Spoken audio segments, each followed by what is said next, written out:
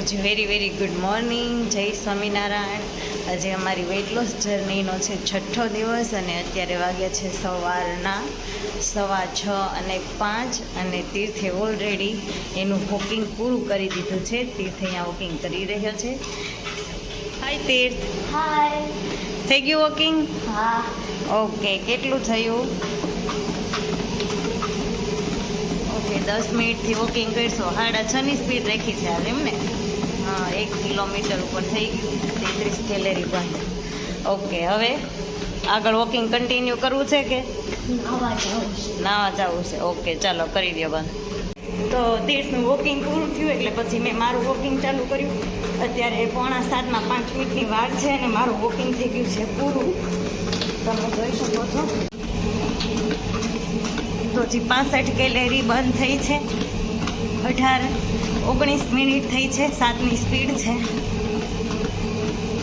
અને 2.21 kilometre walking થયું છે. તો અત્યારે તીર્થ નાહી ધોઈને તૈયાર થઈ ગયો છે. એનું વજન જોઈ લઈએ. હાલ તીર્થ, કર વજન.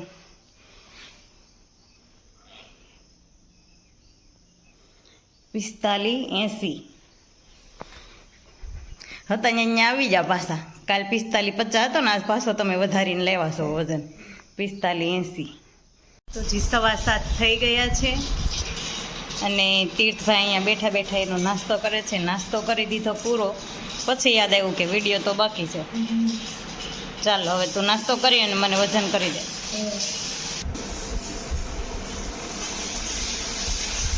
58-50. કાલે મારો વજન હતો 58-85. આજે મારો વજન આવ્યો 58-50. ઘટીને આવ્યો. તો જે અત્યારે 7:30 થવા આવ્યા છે અને મારું ગ્રીન ટી અહીંયા છે રેડી.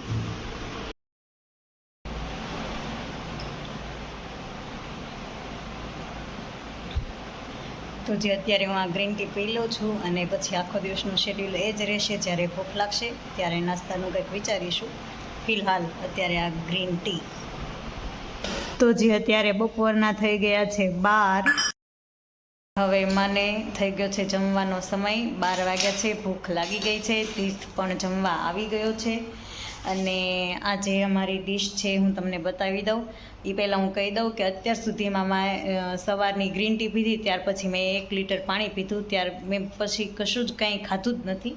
અત્યારે ડાયરેક્ટ બપોરનું જમવા બેઠી છું. તો આજની મારી ડીશ છે આ 1 રોટલો, 1 વાટકો દહીં, આ છે રીંગણાનો ઓળો, અહીંયા છે થોડુંક લીંબુનું અથાણું, ગાજર, આ કેપ્સિકમ, અહીંયા ટમેટાં, અહીંયા 1 કાકડી અને આ મકાઈ બાફેલી.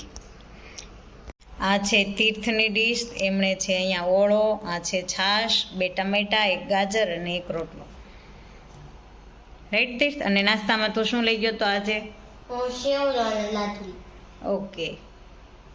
તો જે અત્યારે સાંજના 7 થઈ ગયા છે અને મારું ગ્રીન ટી અહીંયા તૈયાર છે અને તમે અહીંયા જોઈ શકો છો તીર્થ વોકિંગ માટે ટ્રેડમિલ ઉપર ચડી ગયો છે. વોકિંગ કરવા માંડ્યો છે, હે ને તીર્થ? હા. અત્યારે કેટલું વોકિંગ કરવાનું છે ટાર્ગેટ? હે? અત્યારે 2 કિલોમીટર. ઓકે. અને સવારમાં 1 કિલોમીટર કર્યું હતું ને?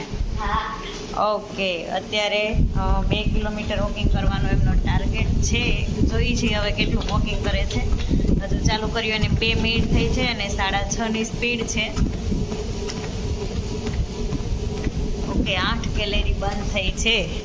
હવે 2 કિલોમીટરમાં કેટલો સમય લાગે છે? સ્પીડ વધારશે તો ઝડપથી પૂરું થશે, હે ને?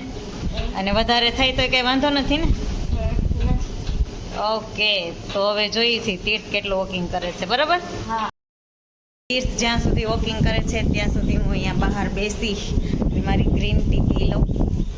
મસ્ત ઠંડો પવન આવે છે અને ઠંડા પવનમાં મસ્ત ગરમા ગરમ ગ્રીન ટી. તીર્થે સ્પીડ વધારી છે હો.